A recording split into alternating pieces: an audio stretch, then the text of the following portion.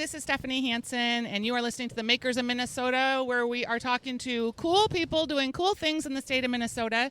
And we are in a cool spot today. We are at the Stone Arch Festival's 25th anniversary. We are in the Culinary Arts Market, where we have 30 different artists that are here with their culinary products. And I'm here with Robin Frank, who's been a past podcast guest on Makers of Minnesota with Thumbs Cookies. How you doing? I'm good. How are you? I'm good. Your booth space looks real cute. Thanks. A lot of these makers, people that go to farmers market, people don't have any idea the work that it takes to set up some of these situations. So what do you mean? Tell me about like your morning this morning. Like, when did you get up and what did you do? Started at about 6:15. Went to the kitchen to load up all of our cookies with my staff. So we have like 16 Cambros of cookies that we had to like load in to the thumb bug and bring down here and unload. And now we're stickering because that's what you do. Yeah, you put stickers on we're boxes. Labeling. You're like the packager, you're the baker, you're counting the money, you're doing the accounting. Yeah. You're doing it all. We're doing it all. But it's like pretty fun, you know? It's beautiful out here. You get to like run in all your friends that you've worked with at all the other markets. So that's really like you get to schmooze while you're doing all this, which is super fun. There's a collective feeling. Now, the weather today, it started out rainy, and let's just talk about festival weather because that's like the only thing you can't control.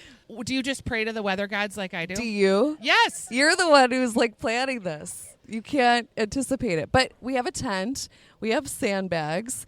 And we're excited because our chocolate chip isn't going to melt in this weather. So we're very excited about that. I suppose. So you have to worry about that kind of thing, too. Because we were anticipating like hot chocolate chip melty situation. Yeah. But now chocolate chip cooler. Intact. Yes. This I is love that. Great chocolate chip weather. So there all right. you go. Well, I hope that you guys have a great day. Do you have any new offerings today? We're just doing like cones. So you can mix and match all of our flavors, Love which is super fun. And just look for the purple tent. Okay. We're all purpled out. Thumbs Cookies, the purple tent. We will be back with some other makers talking about what it's like to be at an outdoor festival. Hi, this is Stephanie Hansen, and we are Makers in Minnesota, and we are continuing on out at the Stone Arch Festival Culinary Arts Market. It's our 25th year, which it's hard to believe. I've worked on this festival on and off for about 16 years in different capacities, but the culinary market has been my favorite. I'm here with Tim, and he is from local pet food company called Pet Wants. Pet Wants Minneapolis. And you are kind of a different culinary artist because you're culinary for dogs. Yes. High-end premium dog food, dog treats. Yeah, we're Pet Wants Minneapolis, my wife Carrie and I, and we do chemical-free spa products like mosquito, flea, and tick, so no chemicals are being applied to the body, anti-itch and calming balm and a variety of things there. We make some house-made jerky treat, beef jerky and sweet potato chips and things like that, and then we do dog food and cat food that's made with human-grade USA-sourced ingredients that's made fresh every month, so when your dog or cat's getting their food, it always smells and tastes fresh, but more importantly, it's at peak nutrition when it's first made, and we offer free delivery anywhere in the Twin Cities. So. Okay, that's amazing. So you've got a lot of dog treats here today. Do you make the treats in your own house, or how do you make them? Yeah, we make them in our house, in the spa products in our house, and we have a warehouse for all that food. And nice. Now, do you have dogs yourself or cats? We have 2 dogs. We have Maggie and we have Blaze. So Maggie's a rescue, black lab, and we think shepherd mix, and Blaze is the little Sheltie. So the brass tacks of like running a business at a festival. Yeah. Like, is it just? What is the risk versus reward? Well, obviously, we're always, when we do events like this, we're trying to meet new people and introduce new people to our company and to our product. We're a mobile online business, so we don't have a brick and mortar store at this point. And, so our chance to meet people, besides through social media and things like that, is to do farmers markets, events like this. We do the Northeast Farmers Market, which is close to here, every other Saturday. So we do a lot of events all over the Twin Cities, including dog events and rescue fundraisers and things like that. I noticed that you've got CBD and hemp oil. Yeah. Has that been a big driver for business for you? It's a big growing segment of our business. It works really in 2 ways. One is to help calm anxiety, hyperactivity, and the other part is pain management. So any health issues, like we have a dog that has arthritis of the spine. Yep.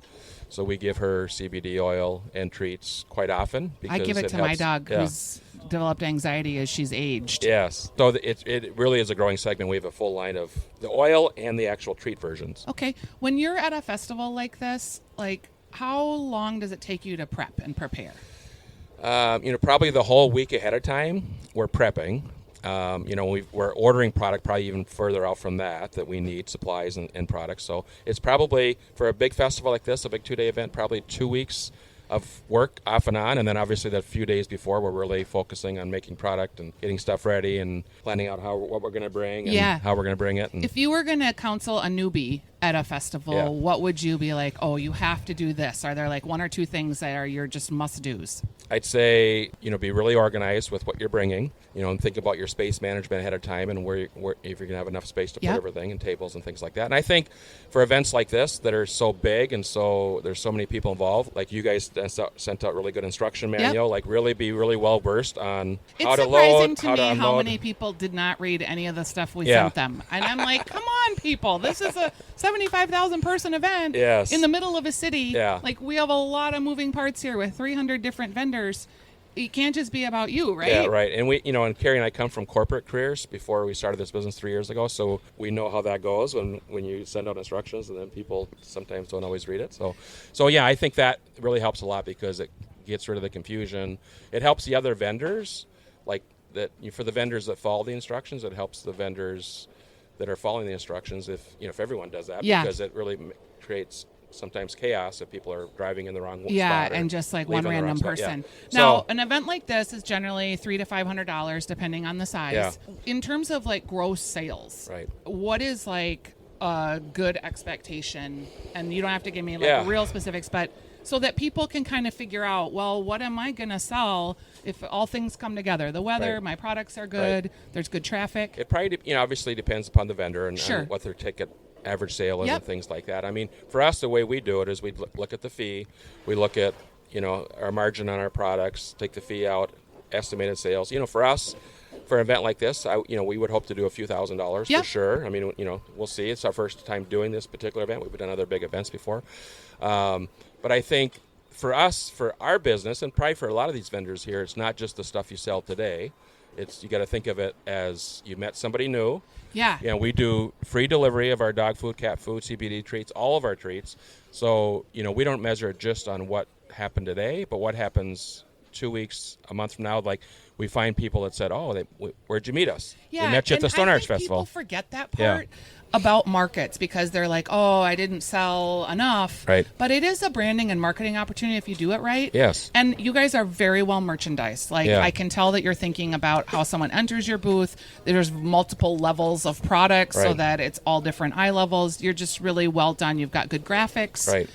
So whenever we get a new customer, any new customer that orders from us online, we always ask them, where did you find us? Where did you meet us? And we'll find people that'll say Stone Arch Festival or wherever we are. So, and so we track that. So that's another measurement. It's not just that day sales. Well, Tim, thank you for talking with me today and for being a maker in Minnesota. You get a lot of new customers, and people listening to the podcast can follow up with you. What's your website? PetWantsMinneapolis.com. Excellent. Thank you. Thank you. We are back at the Stone Arch Festival for Makers of Minnesota, and I am here with Dana from Angry Tomato Salsa. Hi, Dana. How you doing? Good morning. How are you, Stephanie? Good morning. I'm doing great. So we were talking yesterday. You are a maker that I actually met at the Minneapolis Farmers Market, had like a little preview for people. Yes. And I tried your salsa there, and it was awesome. What got you into the salsa making business? Well, that's fantastic to hear. Actually, when I was in college, I entered a salsa contest on a whim and actually won that contest. And then I competed in contests throughout the country for the next 16 years. Wow. So you're no novice. No.